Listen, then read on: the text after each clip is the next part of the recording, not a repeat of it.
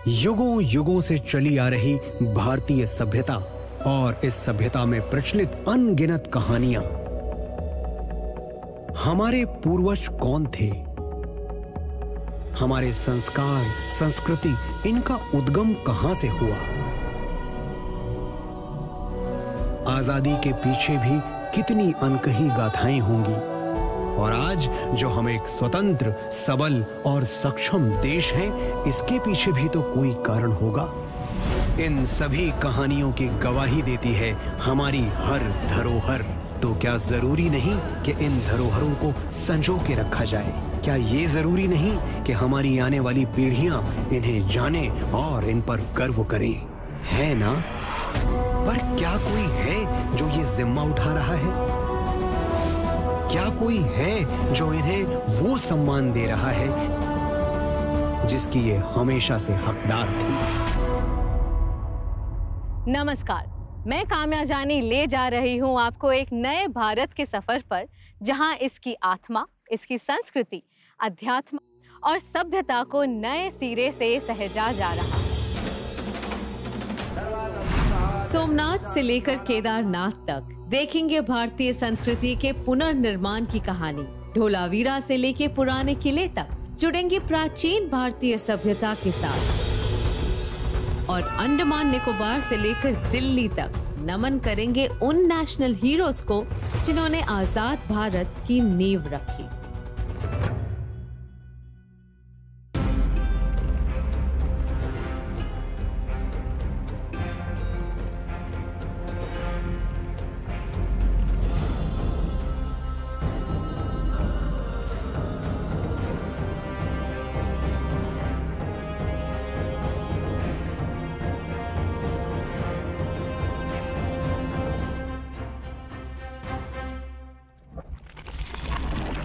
शुरुआत करते हैं सतयुग से। ये कहानी है ब्रह्मा, विष्णु और महेश्वर की। ये तब की बात है जब महादेव ने ब्रह्मा और विष्णु जी के ऊपर क्रोधित होकर ज्योति स्तंभ का रूप लिया, और उस स्तंभ की ज्योति धरती पर जहाँ जहाँ पड़ी, उन स्थानों पर आज हम शिव जी के ज्योतिर्लिंग को देखते हैं। 12 ज्योतिर्लिंगों में सबसे पहले आते हैं श्री सोमनाथ महादेव।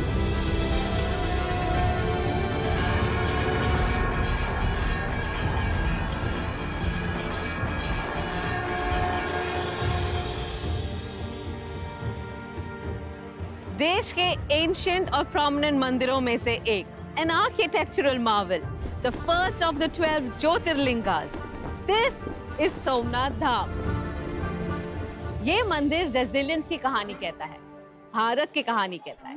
17 बार तोड़े जाने के बाद भी आज सोमनाथ मंदिर का ध्वज गर्व से लहराता है।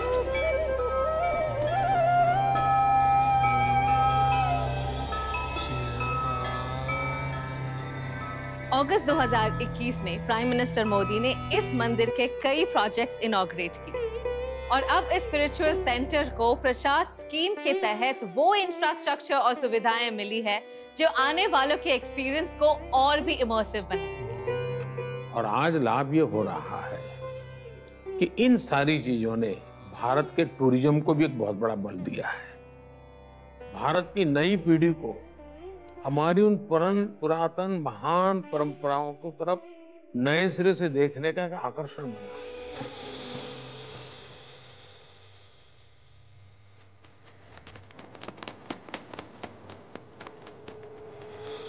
बचपन से सुनते आ रहे, इस मंदिर को बार बार तोड़ा गया, शायद कुछ 17-18 बार तोड़ा रहेगा। आज ये इस मंदिर में आके इसका ये विराट रूप देख के, यहाँ का आर्किटेक्चर, यहाँ की फैसिलिटीज, सच में बताओ तो मुझे विश्वास ही नहीं हो रहा। प्रसाद स्कीम के वजह से आजकल भक्तों को दर्शन करने की कोई प्रॉब्लम नहीं होती। यहाँ पे कैंपस में बहुत सारे फैसिलिटीज है, पर मुझे सबसे ज्यादा ये अच्छा लगता है कि इनके पास एक फैसिलिटेशन सेंटर है जहाँ पे आके सभी टूरिस्ट तैयार हो सकते हैं। एकदम आसानी से और आराम से दर्शन हो जाता है। लोग कहते हैं मोदी जी ने क्या किया।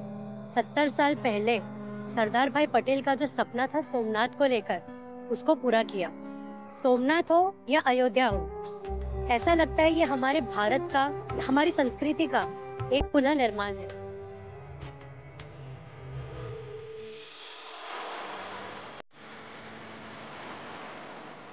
Prime Minister Modi has also laid the foundation of a grand Parvati temple, which is right next to the main temple. In this newly renovated Somnath Dham, एक 1.5 किलोमीटर लंबा वर्ल्ड क्लास प्रोमेनाड बनाया गया है, जिसकी एक तरफ है मंदिर और दूसरी तरफ है समुद्र दर्शन। सोमनाथ मंदिर का ये ग्रैंड अवतार रिप्रेजेंट करता है इंडिया के बढ़ते आत्मविश्वास को, हमारी रीअवेकेंड स्पिरिट। जब दुशाणा असुर ने तबाही मचाई, उससे लड़ने के लिए महादेव ने महाकाल का रूप धारण कर लिया। चलते हैं उस भूमि पर जहां महाकाल स्वयं प्रकट हुए थे।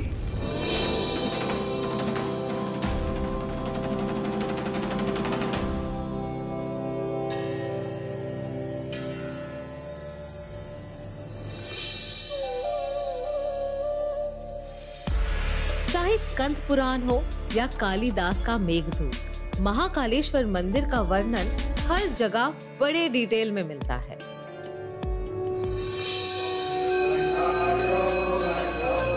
Out of all 12 Jyotirlingas, only here the Shivling faces south, signifying the Lord of Time and Death. हर साल लगभग 1.5 करोड़ श्रद्धालु यहाँ शिव दर्शन के लिए आते हैं, लेकिन इतने लोगों को संभालने के लिए यहाँ का इंफ्रास्ट्रक्चर पर्याप्त नहीं था। A lot of congestion made the pilgrimage a daunting task. लेकिन लोगों के सेंटिमेंट्स की रिस्पेक्ट करते हुए अब प्रधानमंत्री मोदी जी ने इस धाम का कायाकल्प करने का बीड़ा उठाया। महाकाल लोक में लौकिक कुछ भी नहीं है। शंकर के सानिध्य में साधारण कुछ भी नहीं है। सब कुछ अलौकिक है, असाधारण है, अविस्मरणीय है। जय जय महाकाल। अब यहाँ है ड्रिंकिंग वाटर और सैनिटाइजेशन फैसिलिटीज, चौड़े रास्ते, एल्डरलीज के लिए इलेक्ट्रिक व्हीकल, कैंपस में है खाने पीने की व्यवस्था और भी बहुत कुछ। साथ ही भक्तों की सुविधा के लिए हर इंस्टॉलेशन और स्कल्पचर के आगे टेक्नोलॉजी को पिरोया गया है। आज से पहले भी 2 बार तो मैं यहाँ आ चुकी हूँ, पर इस बार का जो माहौल है वो कुछ और ही है। What I am seeing, it's phenomenal. भीड़ तो आज भी लगी रहती है, लेकिन दर्शन के लिए ज्यादा देर किसी को रुकना नहीं पड़ता, सब फटाफट हो जाता है।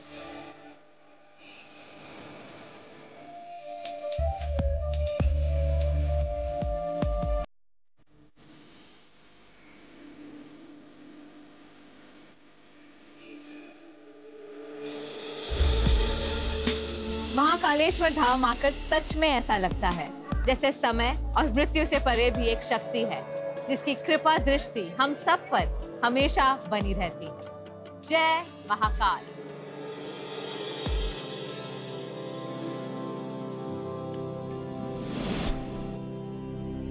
सतयुग की ही बात है जब भगवान श्री विष्णु जी ने अपना सुदर्शन चक्र चलाकर मां सती के मृत शरीर को 52 टुकड़ों में बांट दिया। तब धरती पर जिन जिन जगहों पर मां सती के अंग गिरे, वहां एक एक शक्तिपीठ मौजूद है, जिनमें से एक है पावागढ़।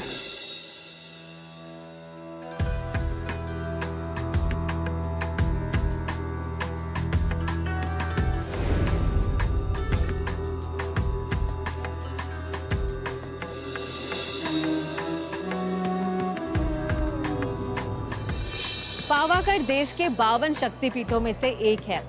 15th सेंचुरी में गुजरात के छठे सुल्तान महमूद बेगड़ा ने इस मंदिर का शिखर तोड़ दिया और यहाँ 500 सालों तक ध्वजा नहीं लहरा पाई। लेकिन प्राइम मिनिस्टर मोदी ने इस मंदिर को संवारा और 500 साल बाद यहाँ फिर से ध्वजा लहराई।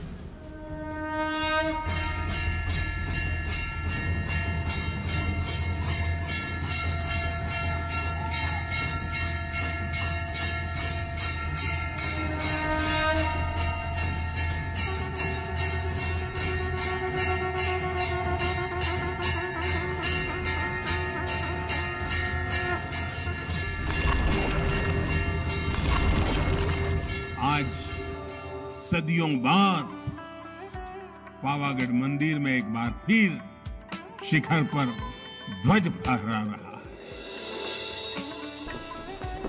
ये शिखर ध्वज केवल हमारी आस्था और आध्यात्म का ही प्रतीक नहीं है, ये शिखर ध्वज इस बात का भी प्रतीक है कि सदियां बदलती हैं, युग बदलते हैं,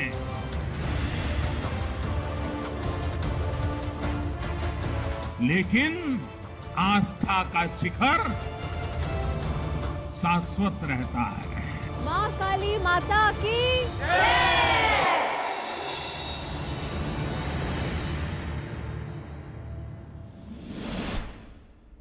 माता सती ने मां पार्वती के रूप में पुनर्जन्म लिया और फिर शिव जी ने मां पार्वती के साथ जहां अपना घर बसाया वो स्थान है काशी। वही काशी जो भोलेनाथ के त्रिशूल पर टिकी है।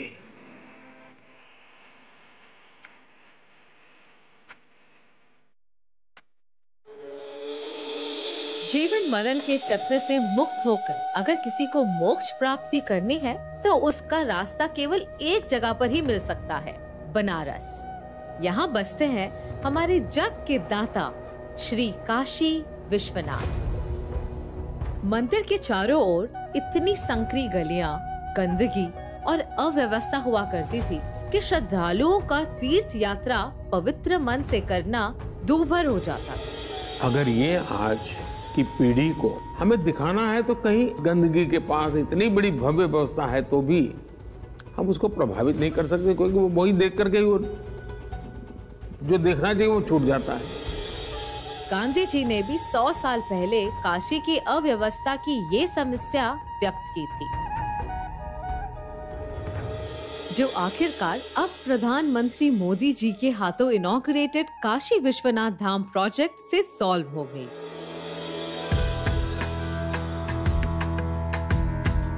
इस प्रोजेक्ट को 32 महीनों के रिकॉर्ड टाइम में बनाया गया है।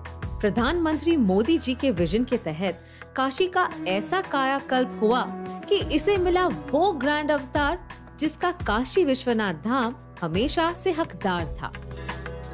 अब काशी मंदिर सीधा ललिता घाट से जुड़ा है, जिससे अब डिवोटीज रिचुअल्स के मुताबिक डायरेक्टली गंगा स्नान के बाद यहाँ से जल लेकर भोले बाबा को चढ़ा सकते हैं। 20 फीट चौड़े कॉरिडोर के साथ मंदिर को अपना एक ग्रैंड कोर्टयार्ड भी मिला है। काशी विश्वनाथ मंदिर के कंप्लीट ट्रांसफॉर्मेशन से इस ऐतिहासिक और पौराणिक टेम्पल को मिली है वर्ल्ड क्लास अमेनिटीज, जो देश के स्पिरिचुअल कैपिटल काशी को एक वर्ल्ड क्लास स्पिरिचुअल डेस्टिनेशन भी बनाएगी।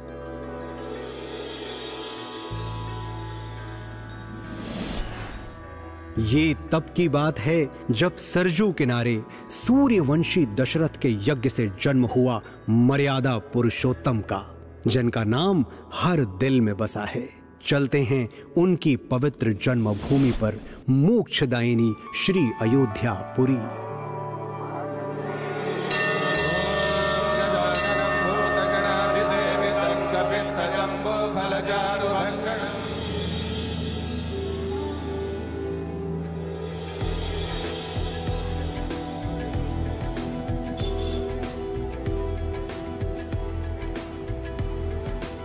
क्या आप कभी सोचते हैं कि हमारे इंडियन कल्चर में हमेशा माता पिता की सेवा करना, परिवार के प्रति जिम्मेदारियां उठाना या दोस्तों का साथ निभाना, ये सब हमारे जहन में क्यों है?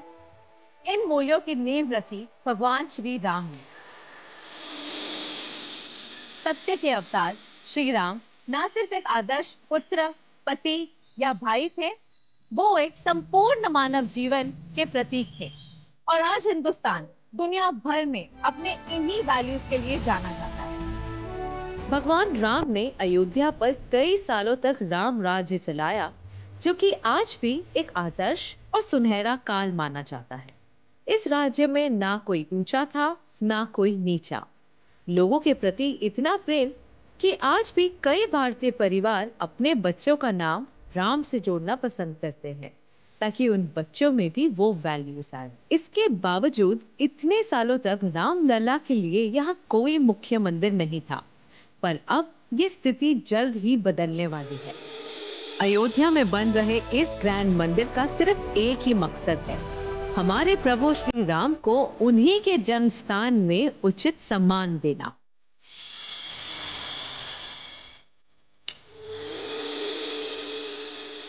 पाँच अगस्त 2020 को प्राइम मिनिस्टर मोदी जी ने यहाँ पर भूमि पूजन करके इस पावन कार्य की शुरुआत की। शायद ये भगवान का आदेश ही था कि अयोध्या का ये कार्य भी उन्हीं के हाथों से पूरा हो।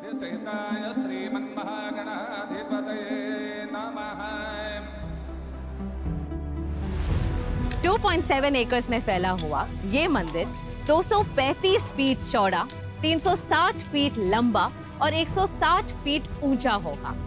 एक बार पूरा होने के बाद ये दुनिया का तीसरा सबसे बड़ा हिंदू मंदिर होगा। मंदिर के ग्राउंड फ्लोर पर होगा गर्भगृह और फर्स्ट फ्लोर पर प्रभु श्री राम का दरबार बनाया जाएगा।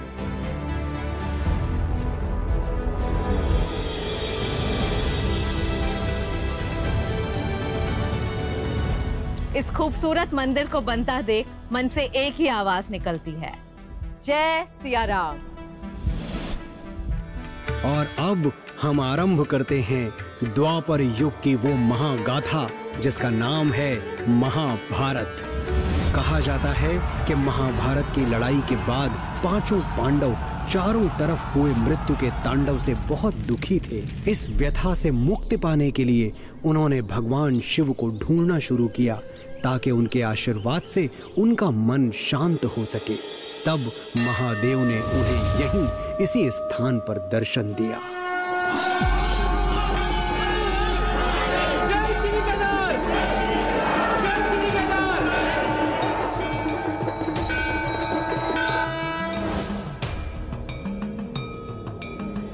बर्फ की सफेद चादर में ढका, पहाड़ों से घिरा और 11,657 फीट की ऊंचाई पे बना ये मंदिर भगवान शिव का 11वां ज्योतिर्लिंग है। इस मंदिर के गर्भगृह में विराजते हैं स्वयंभू सदाशिव। 2013 की भयानक बाढ़ ने यहाँ ऐसी तबाही मचाई कि लैंडस्लाइड से यहाँ के घर, बिल्डिंग्स और दुकानें पानी में बह गए। 6,000 से भी ज्यादा लोगों की जानें गईं। हालांकि केदारनाथ के मुख्य शिवलिंग डैमेज होने से बच गई, पर बारिश और लैंडस्लाइड ने इसके कैंपस को काफी नुकसान पहुंचाया। लोग तो ये भी कहने लगे थे कि इस मंदिर का दोबारा खड़ा हो पाना अब मुश्किल है। 2013 में केदारनाथ धाम की पुनर्स्थापना की मांगों को पूरी तरह अनदेखा किया गया था, लेकिन 2014 में जब मोदी जी प्रधानमंत्री बने तो लोगों की आस फिर से जागी। क्योंकि इन पहाड़ों से मोदी जी का नाता पुराना है, तो ये स्वाभाविक था कि उन्होंने इसके जीर्णोद्धार का बीड़ा उठाया। बर्फबारी के बीच भी मेरे हमारे श्रमिक भाई बहन जो पहाड़ों के नहीं थे, बाहर से आए थे, वे ये ईश्वरीय कार्य मान करके बर्फ वर्षा के बीच भी, माइनस टेम्परेचर के बीच भी काम छोड़ करके जाते नहीं थे, काम करते रहते थे। तब जाकर के ये काम हो पाया है। आज जो कुछ भी काम हो रहा है उसमें धार्मिक गतिविधि के लिए सरकारी खजाना उपयोग नहीं जा रहा है, व्यवस्थाओं के लिए विकास किया जा रहा है, ताकि मेरे देश के नागरिक का जो हक है, जो सुविधा पाने का उसका अधिकार है, उसको अधिकार मिलना चाहिए। बहुत ही अच्छा सुखद अनुभव हो रहा है और माननीय प्रधानमंत्री मोदी जी अपने दिशा निर्देश से और अच्छे कार्य से मंदिर समिति को और रास्ते को बहुत ही सुलभ बना दिया है। शंकराचार्य जी ने भारत की चेतना में फिर से प्राण फूके और हमें हमारी आर्थिक परमार्थिक उन्नति का मंत्र दिया। केदारनाथ धाम का नया रूप दर्शाता है नए भारत को, जो अपनी पहचान को न सिर्फ अपना रहा है बल्कि उस पे गर्व भी कर रहा है। अगर वृहद स्तर पर देखें, अगर ये महसूस करें कि ये क्यों हुआ, ये परिवर्तन क्यों हुआ, तो आप पाएंगे कि ये किसी भगवान के भक्त का ही काम हो सकता है।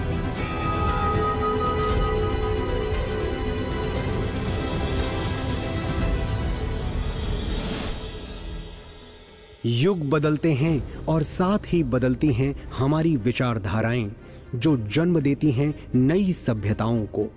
और एक ऐसी ही महान सभ्यता के अवशेष आज भी इस शहर में देखने को मिलते हैं।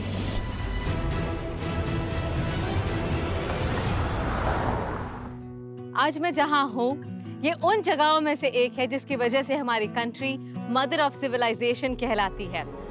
धोलावीरा इंडस वैली सिविलाइजेशन के समय के सबसे बड़े शहरों में से एक था। रिसर्च बताती है कि धोलावीरा शहर को एक प्री ज्योमेट्रिक प्लान के मुताबिक बनाया गया था। ये शहर 3 डिविजन्स में ऑर्गेनाइज था: सिटाडेल, मिडिल टाउन और लोअर टाउन। और यहाँ उस वक्त भी defence system, gateways, built up areas, street systems, stone built water systems, wells और लार्ज ओपन स्पेसेस की सोफिस्टिकेटेड फैसिलिटीज मौजूद थी। धोलावीरा के लगातार होते रहे एक्सकवेशन से इंडस सिविलाइजेशन के बारे में काफी नई इंफॉर्मेशन सामने आई।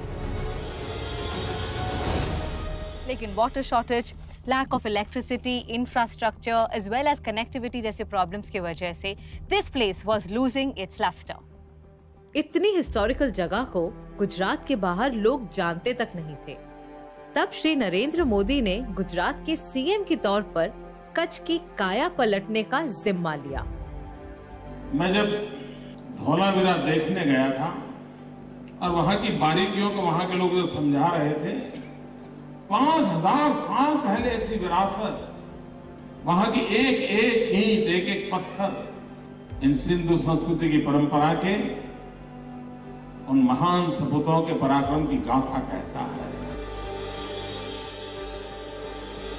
कच्छ को तमाम इंफ्रास्ट्रक्चर फैसिलिटीज देकर एक टूरिस्ट स्पॉट के रूप में विकसित किया गया है। आज प्रॉपर प्रिजर्वेशन, फैसिलिटीज और कनेक्टिविटी मिलने से हमारे हेरिटेज का ये पिलर इंडिया के ग्लोरियस पास्ट की कहानी बताने के लिए पूरी तरह तैयार है। यही वजह है कि इसे 2021 में यूनेस्को ने वर्ल्ड हेरिटेज साइट का दर्जा भी दिया।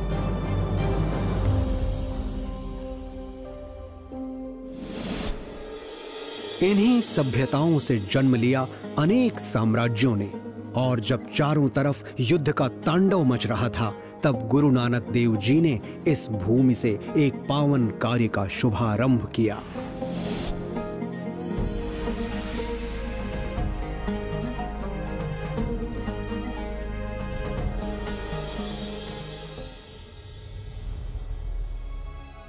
मैं हूँ एट श्री करतारपुर साहिब कॉरिडोर, जो है अमृतसर से अबाउट 50 किलोमीटर दूर।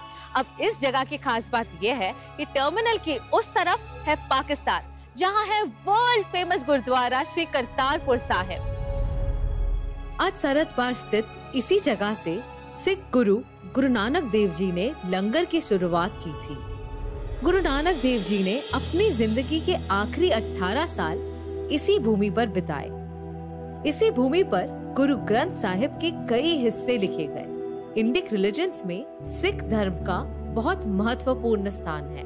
2019 से पहले सिख श्रद्धालुओं के पास बस 2 ही रास्ते थे: 125 किलोमीटर की दूरी तय कर लाहौर के रास्ते एक कॉम्प्लिकेटेड वीजा प्रोसेस के थ्रू गुरुद्वारे जाना, या फिर डेरा बाबा नानक में बने व्यूइंग पॉइंट से इसकी झलक पाकर मन महसूस कर रह जाना।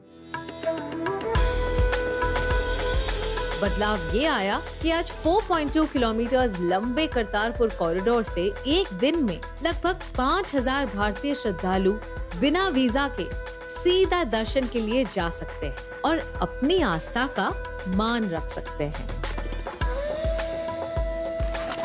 बिना किसी स्टैम्प के ऑन माय पासपोर्ट हम जा सकते हैं Kartarpur Sahib gurdwara, which is in Pakistan. Kartarpur corridor की नींव प्राइम मिनिस्टर मोदी ने 26 नवंबर 2018 को रखी थी और इसका उद्घाटन किया 9 नवंबर 2019 को। बहुत बढ़िया लगा है, अभी अच्छा कर दिया गवर्नमेंट ने, अच्छी तरह से जा सकते हैं। परमात्मा की अरदास करते सी ਅਸੀਂ ਸਾਨੂੰ परमात्मा लेके आए ਤੇ ਅਸੀਂ खूब दर्शन किए, महाराज ने सानू आप बुला लिया। वो जो गुरु के फरमान है ਉਹ ਅੰਦਰੋਂ ਮਹਿਸੂਸ ਕੀਤੇ ਜਾਣ ਤਾਂ ਸਕੂਨ ਮਿਲਦਾ ਹੈ। करतारपुर दर्शन को सुलभ करने की मांग आजादी के समय से चली आ रही है, लेकिन उन पर कभी ध्यान नहीं दिया गया। पर आज मोदी जी के इन्हीं प्रयासों से देश के विभिन्न धर्मों के श्रद्धालु, खासकर सिख श्रद्धालु, अपनी तीर्थ यात्रा सहजता से पूरी कर पा रहे हैं। भारत वो सोने की चिड़िया जिस पर हर किसी की नजर थी। यहाँ जो भी आया उसने भारत को बेदर्दी से लूटा, पर अब ये लूटी गई धरोहर गर्व से वापस लेकर एक जगह सुरक्षित रखी जा रही है।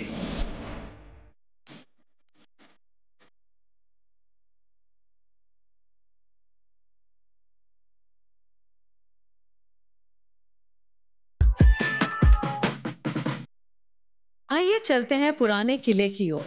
ये दिल्ली के मशहूर फोर्ट्स में से एक है और यहाँ के सेंट्रल एंटिक्विटी कलेक्शन में कुछ ऐसे आर्टिफैक्ट्स हैं जिनके बारे में जानकर आपको बहुत गर्व होगा।